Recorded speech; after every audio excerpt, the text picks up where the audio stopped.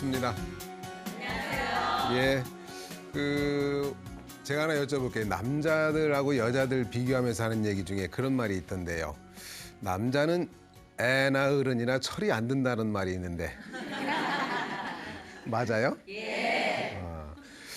그러면 여자들은 나이가 들면 철이 드는 건가요? 다 맞아요? 그것도 참 일리가 있습니다. 왜 그러냐면 한의학적으로 봤을 때 남자들은 어려서부터 나이가 들어가면서까지 어린이, 젊은이, 노인 이런 식으로 구분은 돼도 세분화가 되질 않아요.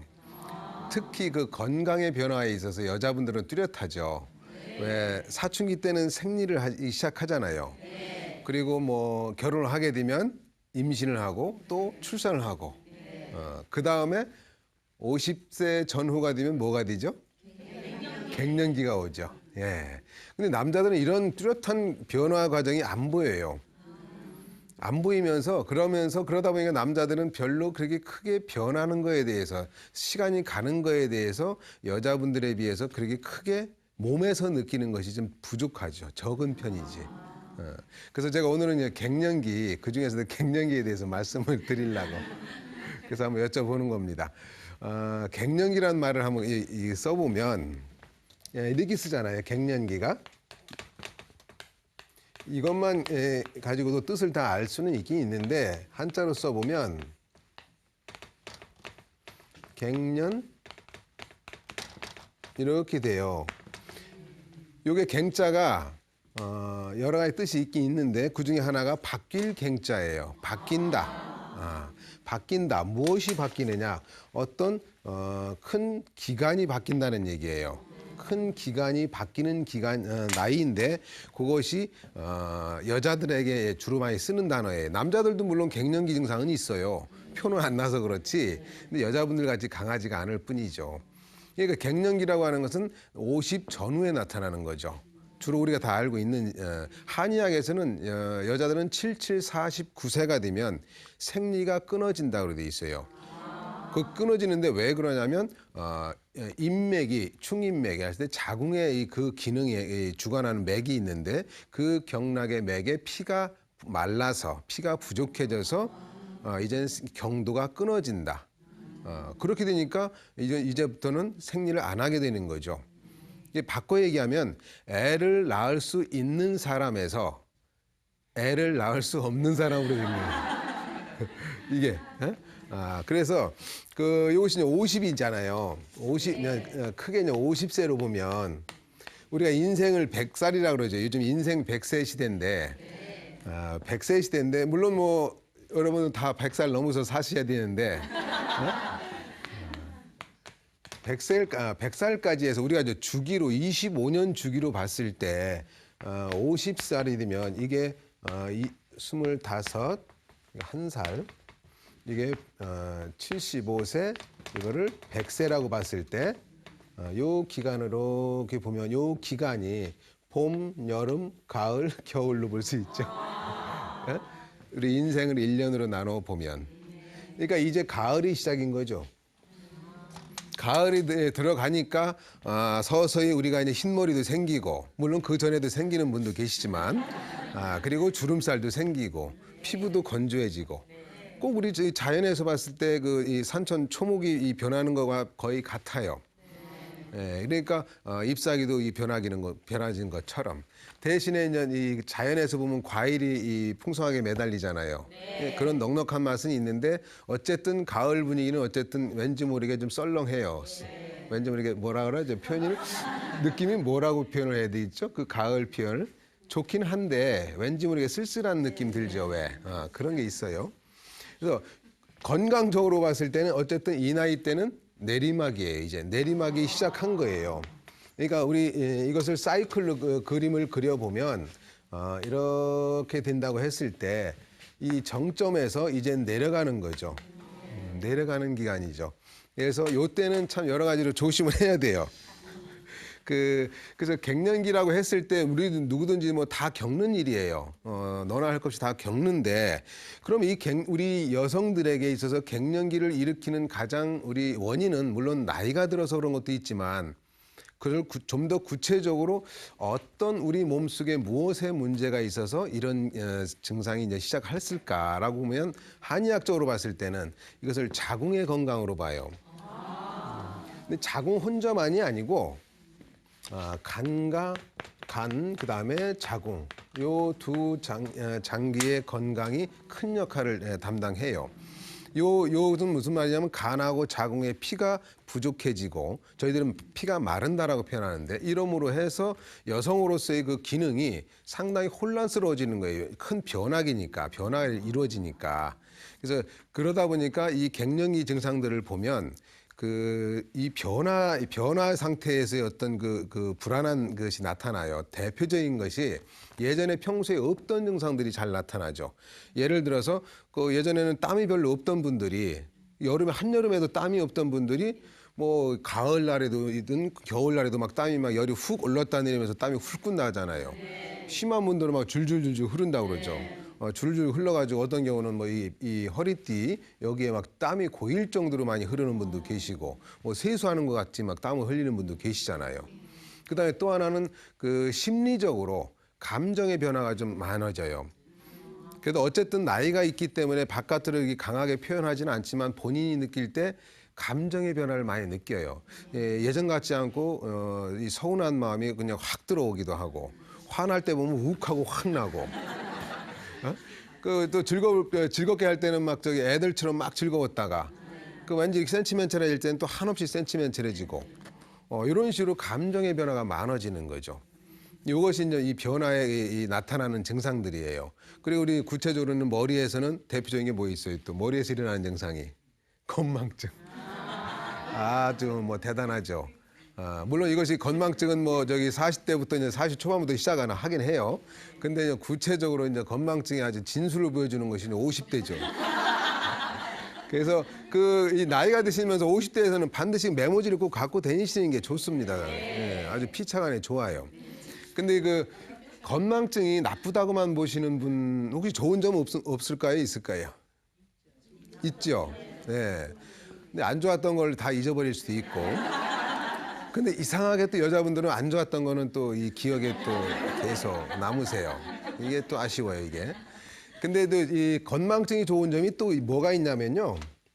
저는 이 건망증의 좋은 점 중에 하나가 여러 가지가 있겠죠. 이 건망증은 무척 나쁘다고만 생각하시는 분들이 많아서 건망증이 있다 보니까 거짓말을 못 해요. 에? 그렇잖아요. 이 거짓말 한번 해놓으면 계속 기억을 해야 되잖아요. 근데 기억을 못 하니까 이제부터는 그다음부터 거짓말을 안 하는 거지.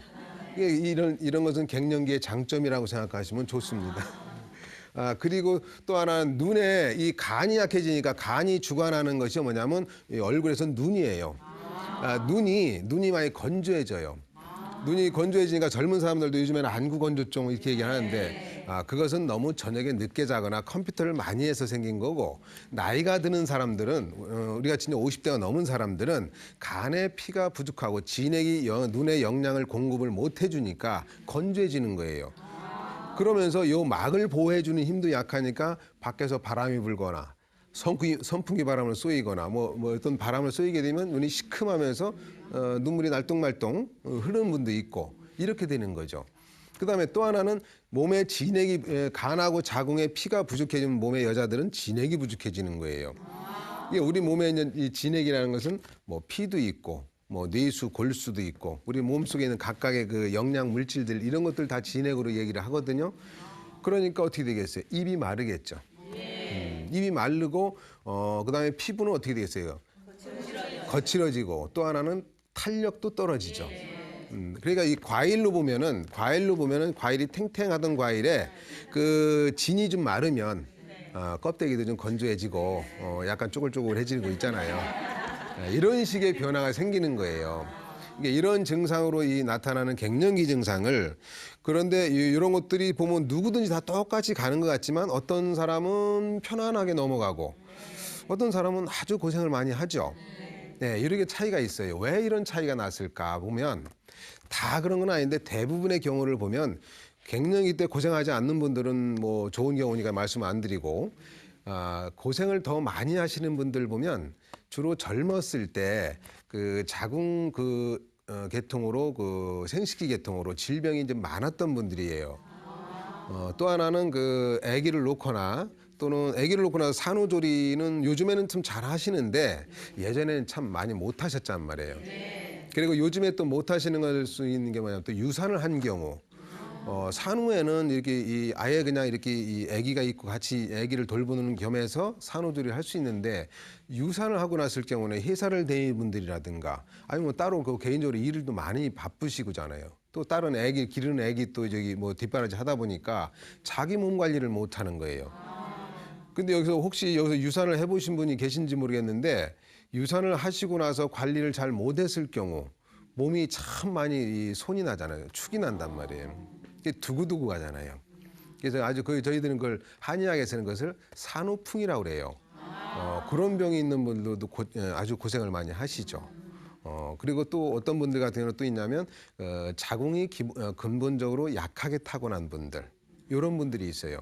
근데 자궁이 약하게 타고난 분들은 대개는 어려서부터 처녀 때부터 몸이 좀 많이 힘들어하는 분이 많아요. 이런 분들이 좀 그 갱년기 때 더 고생을 좀 많이 하세요. 그래서 그 갱년기 때 그 고생을 많이 하신 분들은 그러니까 혹시라도 제가 예전에 내 스스로 생각할 때 내가 좀 산후 관리를 못했거나 아니면 좀 약했던 분들은 그 갱년기 기간이 그 비슷한 나이대가 되시면 가능한 한 그 한의원 같은 데 가셔가지고 미리미리 몸을 어느 정도 자궁이라든가 간을 많이 좀 강화시켜주고 좀 도와줄 수 있도록 그런 식으로 좀 약을 좀 드시는 게 예방법 중에 하나가 됩니다. 제가 저희 한의원에 오셨던 분 중에서 나이는 젊으신 분인데 48살 된 부인이셨는데 이분이 아주 방금 말씀드린 갱년기 증상으로 아주 고생이 많으신 분이었어요. 이분은 그 중에도 자기는 어떻게 병원을 자꾸 다니시냐면 요두염과 질염이 자주 생겨서 다니시는데 이분이 그것도 그거지만 자기가 신경을 쓰거나 좀 피곤하거나 하면 뭐가 또 생기냐면 자꾸 뭐라고 할까 그걸 이 옆구리 있죠. 옆구리하고 이 아랫배 쪽으로 자꾸 결리는 거예요. 아픈 거예요. 그러니까 우리들은 되게 그렇게 하면 간이 병이 있나 그러는데 간에 병은 안 나타나요. 그리고 또 하나는 좀 더 피곤하거나 자기가 기운이 더 없다 싶으면 허리가 빠지듯이 허리가 왜 이게 약간 저는 못 느껴봤는데 허리가 빠지는 것처럼 이렇게 빠지는 것처럼 느끼면서 그 아래가 음부가 붓기도 하고 이런 것이 좀 있다고 하시더라고요. 그래서 이런 분 같은 경우는 이분을 또 다시 한번 이 진찰을 잘 해보니까 이분이 역시 간하고 자궁이 약해요. 근데 이분에게 다시 한번 예전에 생활을 여쭤봤더니 역시 아기 놓고 나서 또는 아기 놓고 나서는 그런 대로 잘 했는데 첫애 놓고 나서 둘째 낳기 전에 애가 생겼으니까 유산을 하셨던 모양이에요. 그걸 연속 2번을 하셨대요. 그랬는데 아마 그분의 생활 계획상 이게 할 수가 없었던 아기를 놓을 수가 없는 상황이었기 때문에 그래서 아주 몸이 나쁜데 이분이 간하고 자궁이 약하신 분이어서 나타났어요. 근데 이분이 나타나는 증상을 보면 뭐 요두염이다, 질염이다, 피곤하다, 기억력이 없다, 그다음 옆구리가 결린다, 아래 음부가 뻐근하다, 허리가 빠질 것 같이 아프다. 뭐 이런 증상이지 뭐 간에 관한 증상은 별로 없고 또 자궁에 관한 증상도 없어요. 그러니까 이럴 땐 한의원에서는 한의학에서는 어떻게 치료하겠느냐 이거지. 이분이 비록 증상은 여러 가지로 나타나지만 원인이 간하고 자궁이 피곤한 것으로 보이기 때문에 그걸로 진단이 되면 그쪽을 치료해 드리는 거예요. 이게 보기에는 이쪽이 서쪽에서 막 증상이 막 시끄럽게 나타나는데 오히려 여기 뭐 동쪽을 치료한다든가 뭐 북쪽을 치료한다든가 이렇게 되는 거죠. 좀 약간 수준이 좀 차원이 좀 다른 치료 방법을 써요. 그렇게 이렇게 이런 분들도 금방 도와지지는 않으세요. 최소한 한 2달 또는 석 달, 3개월 또 걸리는 분들 계시니까 금방 안 돼요. 왜냐하면 이것이 금방 원인이 딱 나타나서 금방 이것 때문에 생긴 병이 아니고 오랫동안 누적돼 왔다. 누적돼 왔고 내 몸은 서서히 점점 힘들어졌고 그래서 나타난 병이기 때문에 그리고 그럼 이 갱년기를 예전에 한의학에서는 뭐 어떻게 알고 무엇으로 알고 있었을까 이렇게 생각이 되지 않나요? 궁금하잖아요 이게. 예전에는 이것을 아까 제가 처음에 말씀드렸을 때 여자로서의 이제는 생활이 건강적인 것이 마감이 되고 이제는 일반적인 남자와 여자가 공통으로 가는 어르신 노인의 단계로 가는 거라고 했는데 물론 50세는 노인이 아니죠. 당연히 아니지. 왜 그러냐면 그 한의학에서 볼 때는 남자와 여자를 남녀노소를 나눌 때 애를 낳을 수 있는 사람은 여자, 낳을 수 있게 하는 사람은 남자. 그다음에 여자가 되기 위해서 커가는 사람은 어린이, 어린 여자아이, 어린 남자아이란 말이에요. 이게 걔들은 어린이. 그리고 그것이 다 그 기능이 다 끝난 경우는 어떻게 돼요? 늙은 이. 늙은 이라고 돼 있잖아요. 그 순수 우리말 좋은 말이에요. 늙은 거라고요. 늙은 사람, 어린 사람, 그잖아요. 젊은 사람 이렇게. 근데 우리 이 한의학에서 이걸 부인 허루증이라고 그랬어요. 이게 부인으로서 몸이 힘들고 허약해진 것이다 이렇게 본 거죠. 이것이 부인이 아까 제가 말씀드린 애를 낳을 수 있는 사람이니까 자궁이 주된 역할을 담당하는 거죠. 그러니까 자궁의 기능이 허해졌다, 약해졌다라고 보는 거죠.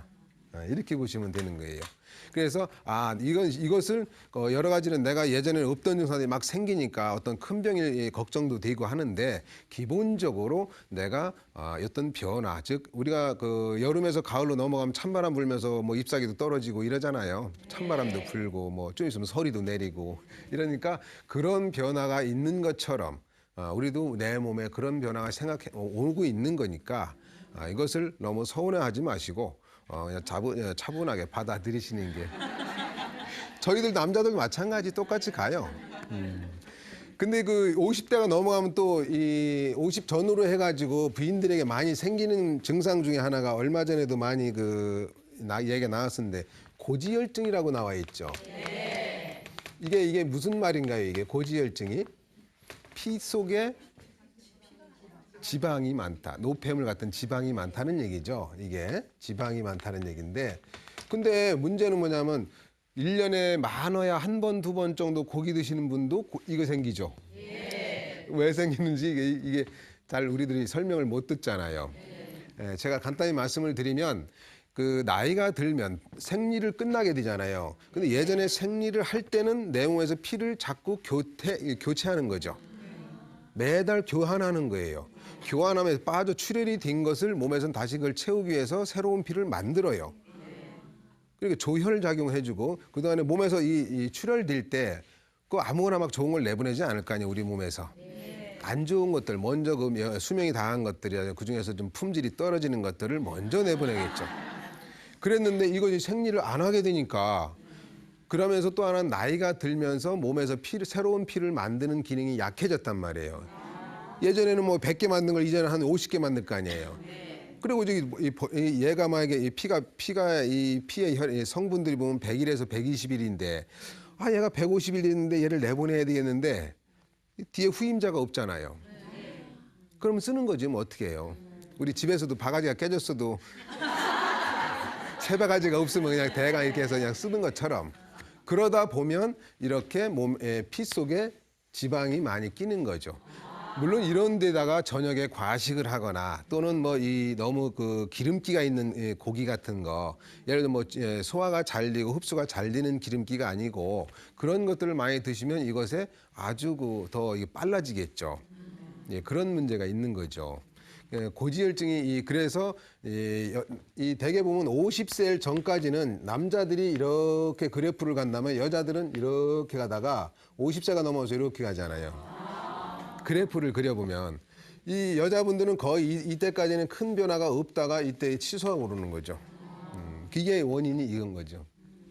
그러다 보니까 그래서 그렇다면 어떻게 해야 되겠느냐 이거죠. 이거 어쩔 수 없는 면도 있지만 기본적으로 미리 그 전부터 가벼운 운동이라든가 식사 습관 같은 거 이런 것들을 사실은 잘 해주셔야 돼요. 이렇게 어쨌든 이렇게 나이가 50 전후로 해서 갱년기로 고생하시는 분들이 가장 참고로 하셔야 될 게 대개 보면은 그 40대 한 중반 넘어가면 사실은 30대에서 40대 넘어갈 때와 달리 40대에서 50대 넘어갈 때는 이미 4, 5년 전부터 증상이 딱 와요 몸에서. 사실 알잖아요 우리도. 예, 우리가 이제 41~2살까지는 40살 됐다는 생각이 안 드는데 50살쯤 될 때는요 이미 2~3년 전부터 아 이제 50이야 뭐.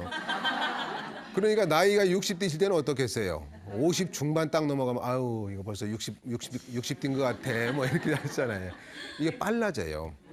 그래서 40 중반 넘어가셔가지고 몸이 좀 힘들거나 이러시면 아 이거 아유 뭐 그러려니 뭐 좀 괜찮겠지라고 이렇게 아니면 바쁘니까 뭐 아무래도 또 애기들 또 이 형편상 또 이렇게 미루지 마시고 가까운 한의원에 가셔서 빨리 진단을 받으시고 치료를 받으시는 것이 나중을 생각하면 어떻게 보면 그 조그만 뭐 불씨 하나가 뭐 기와집 하나 다 태운다고 했는데 그것을 미연에 꺼주는 거죠. 그런다고 해서 내가 뭐 안 늙어지는 건 아니에요. 하지만 너무 심하게 더 크게 더 나쁜 쪽으로 갈 수가 있으니까 미리 예방적인 차원에서 그렇게 해주시면 좋고요. 또 하나는 젊어서 생리통이 심하거나 생리불순이 있는 분들 이런 분들은 그냥 뭐 여자니까 뭐 당연히 생리통이 있는 거지 이렇게 생각하면 안 되죠. 집에 혹시 뭐 따님들이라든가 뭐 조카들이 그런 게 있으면 빨리 한의원에 가셔서 잘 고쳐주셔야 돼요. 그러시고 아무리 여건이 힘들더라도 유산을 하시고 나서 또는 산후는 뭐 얘기할 것도 없고 사실은 한의학에서는 저희 서적 의서에서는 유산을 하고 나서가 관리가 더 조심스럽게 돼 있어요. 10배를 더 잘하라고 돼 있는데 그런 식으로 관리를 잘 해주셔야 됩니다. 그러셔야 나중에 이 나이 먹어서 젊어서야 모르죠. 나이 먹어서 그런 어떤 큰 우환이 걱정이 없을 수가 있습니다. 예, 오늘은 여러분들에게 그 갱년기 증상과 어떻게 하면 이것을 내가 잘 예방할 수 있을까에 대해서 잠깐 말씀을 드렸습니다. 네, 오늘 말씀 여기까지 말씀을 드리고요. 이제 여기 오신 분들 혹시 본인이 뭐 궁금하신 거, 아프신 거 있으시면 저에게 질문을 해주세요. 그러면 제가 말씀을 드리겠습니다. 질문 주실 분 계세요? 예. 저와 같은 지금 갱년기 말씀을 하셨는데요. 예. 제가 지금 그 증상이거든요. 그러세요? 지금 제가 40대 후반인데요. 후반이세요? 예, 중반 한 2년 전에 갱년기가 왔어요. 오. 예, 근데 좀 일찍 오신 거네요. 예, 몸이 좀 많이 가렵고요. 가렵고요. 가렵고 지금 발이 좀 심각할 정도인데 피부과에 가도 이렇게 피부를 이렇게 해서 조직 검사까지 예, 했어도 조직 검사해도 그게 무좀 뭐 피부하고는 아무 관련이 없대요. 발가락인가요? 아니면 발인가요? 발 뒤꿈치가요. 음. 그냥 뭐 이렇게 물집 생겨서 뭐 무좀 같은 게 아니고 그냥 건선이면서도 너무 무지무지 가려워요. 발 뒤꿈치만 그래요? 예. 딴 곳은 괜찮아요? 예. 다리 다른 곳이라든가 팔다리 이런 전체적으로 괜찮아요? 오른발이 굉장히 심하고요. 오른발만 그래요? 양쪽이 안 그러고요? 양쪽은 이 왼발은 약간 그러고 오른발이 굉장히 심해요. 그러세요? 한번 볼까요? 창피한데요. 예, 한번 봐볼게요. 저도 이런 경우는 또 그래서 지금 제가 되게 피부 질환이면 딴 것도 같이 그래서 있거든요. 한방과를 좀 가보려고 마음 먹고 있었거든요, 제가. 근데 이게 지금 막 가렵기 시작하면요. 이 발바닥은 괜찮아요? 발바닥이 처음에 좀 그랬는데 그래도 예. 피부에서 좀 마르고 좀 나았고 이게 그렇죠. 이제 많이. 처음에 이게 시작한 것이 여긴가요? 원래 몇 년 전부터 저는 예, 뒤꿈치에서부터? 40대 한 초반부터 이랬는데 예. 이제 몸을 잠깐만. 좀 그때 한약을 좀 보호를 했어요. 예. 하고 나서 이제 완전히 좀 싹 나았어요. 났더니만 또 갱년기가 오니까 2년 전부터 이렇게 또 시작이 되네요. 예, 알겠습니다. 딴 곳은 전혀 괜찮다 이거죠? 네. 고기만. 예. 그다음에 요 아까 제가 말씀드린 발바닥. 예, 발바닥 그 앞에 요 앞, 발가락 그런 거는 전혀 요 부위. 거기도 약간 그랬었어요. 그렇죠. 예. 예. 잠깐만. 몸에서 어떤 때는 열이 훅 났다 그것이 너무 심하죠. 많죠. 예. 예, 맞아요. 예, 알겠습니다. 맥을 좀 한번 봐볼게요.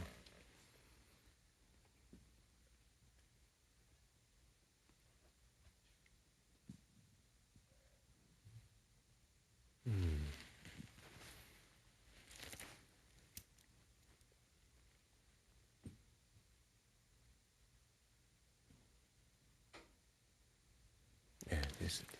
그 혹시 집안에 남자 형제라든가 이런 분 중에서 혹시 이 콩팥에 뭐 이게 좀 불편한 분 안 계셨나요? 없었는데. 없었어요? 예. 허리는 어떠세요? 전 유일하게 허리는 그렇게 아프지는 않았어요. 허리는 안 아파요? 예. 그것이 지금 저희 한의학에서는 그걸 창병이라고 하는데요. 발 뒤꿈치면 그 오른발 뒤꿈치, 그다음에 발바닥.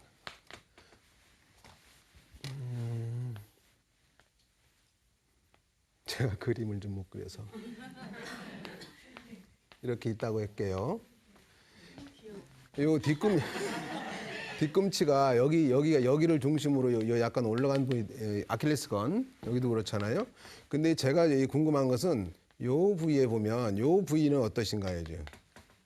요 부위도 가려울 때가 있으실 건데요. 네, 거기가 처음에 얼마 전에 그래갖고 네, 피부 약을 좀 발랐더니 거기가 좀 나았어요. 나은 거죠? 거기 심한 건 아니었었어요. 알겠습니다.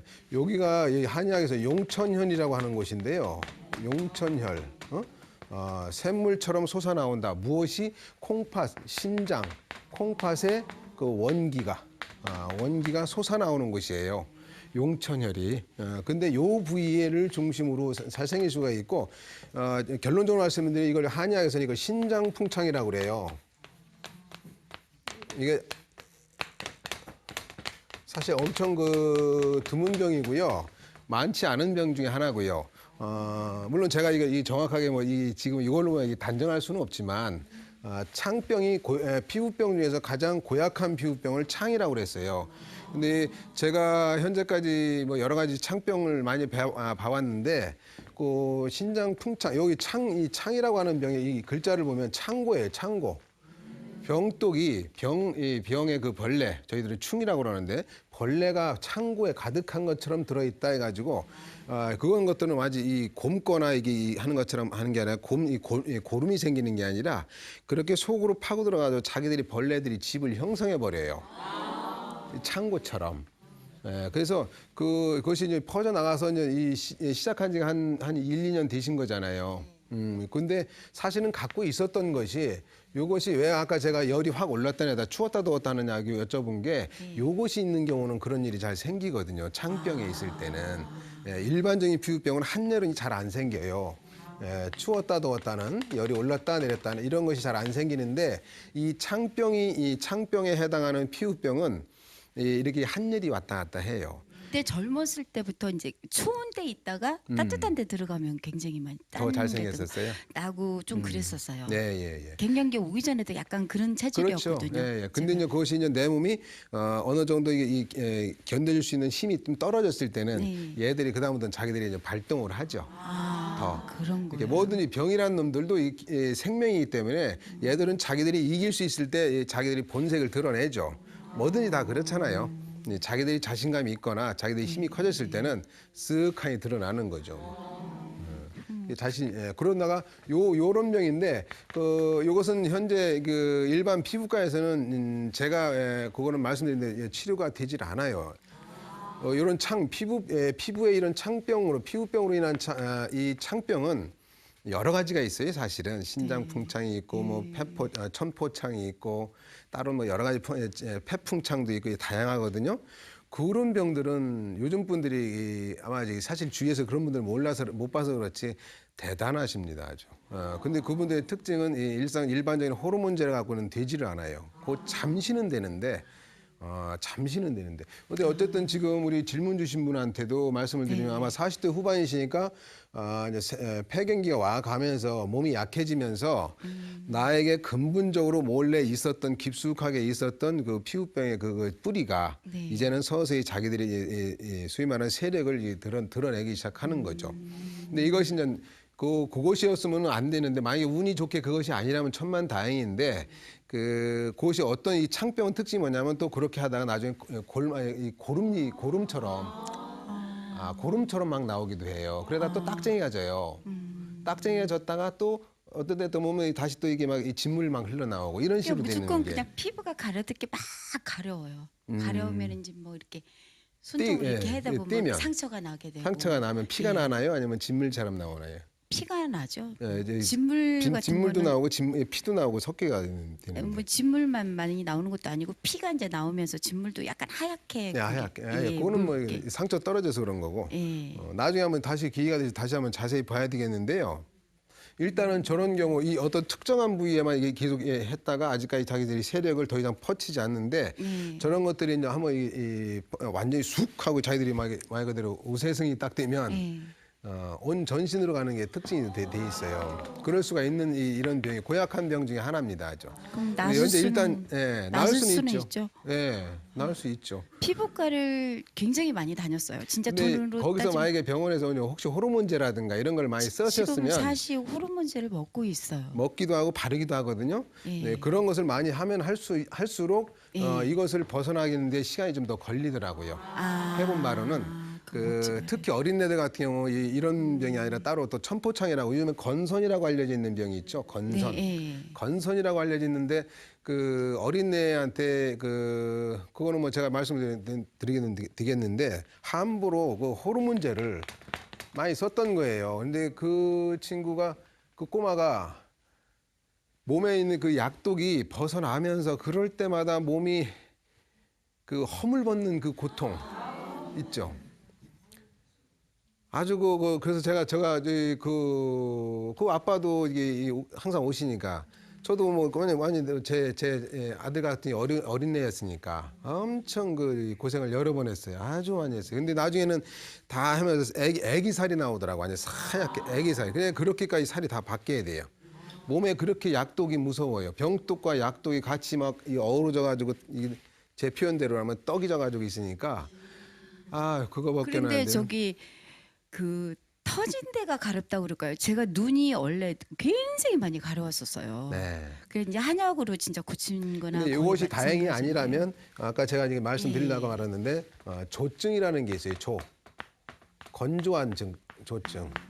이것이 이제 갈라지는데 이 조증은 또 이 전체적으로 사실은 그 한 군데만 잘 안 나타나거든요. 그래서 운이 좋으면 조증, 몸에 이 피가 부족해서 건조한 증상 이걸로 될 수 있지만 만약에 이 신장 풍창 창병이라면 치료 기간이 좀 오래 걸리고 그래도 그다음에 치료하는 과정에서 또 하나 이런 고약한 피부병들은 내가 현재는 깨끗한 부위에서도 이 약을 쓰다 보면은요 다 드러나요 이게. 여기 병에 있는 것들은 다 드러나요 이게. 그래서 그것들이 한 번 다 쫓아내고 다시 또 없으면 괜찮은데 또 있으면 그것들이 다시 또 쫓아내고 그런 과정을 뭐 한 번 또는 두 번 거치는 분 아니면 아까 제가 예전에 치료했던 그 학생 같은 경우는 12번을 거쳤어요. 그러니 뭐 저도 아주 힘들었죠. 1년이 넘게 걸렸으니까. 근데 다행히 애 아빠가 잘 참아주셔가지고 근데 그렇게 고생을 해요. 완전히 사람이 완전히 뭐라 할까 다 바꾼다고 해야 뼈만 빼놓고 다 바꾼다고 해야 되나? 그 정도로 막 그렇게 애기들한테 막 그렇게 워낙 그렇게 약을 쓰니까 그렇더라고요. 그런데 그렇게 약을 안 드신 분들은 그냥 한두 번 정도만 드러났다가 이게 뒤집어졌다가 그냥 쑥 같이 가요. 네, 그래서 또 이게 꼭